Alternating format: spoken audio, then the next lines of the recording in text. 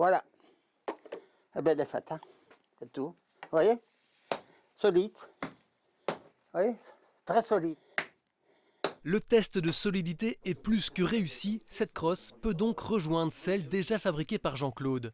Dans son atelier à Ouillère, la fabrication commence par le tracé. Alors, vous voyez, on le trace comme ça, on fait le tour au crayon. Hein. Et pas de sens là, hein. Comme ça, dans le sens du fil du bois. Vient donc ensuite la découpe, le perçage d'un trou bien au milieu et un coup de ponceuse pour la finition. Pour que ça soit plus propre. Et l'arrondi qui doit être bien fait comme ça, vous voyez? Et il n'y a plus qu'à fixer le manche. De la colle sur le manche. Et un petit peu dans le trou. Voilà.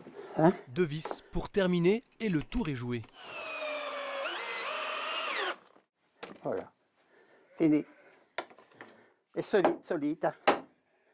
Des crosses comme celle-ci, Jean-Claude en a déjà confectionné une quarantaine cette année. Ancien menuisier, c'est d'abord pour rendre service qu'il s'est lancé dans leur confection et très vite, les demandes se sont multipliées. Et au départ, on n'en faisait que pour nous, bien que pour moi et mon frère et tout ça, mais après, un petit peu à la fois, ça s'est fait connaître en fait. C'est son petit-fils Kevin qui s'occupe de la vente.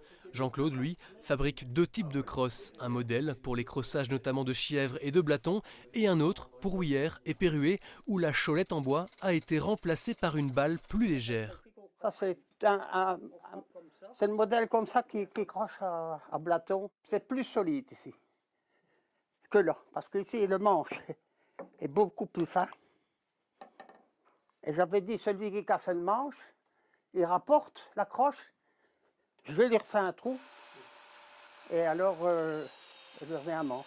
Et quand il ne les fabrique pas, ces crosses, Jean-Claude les utilise.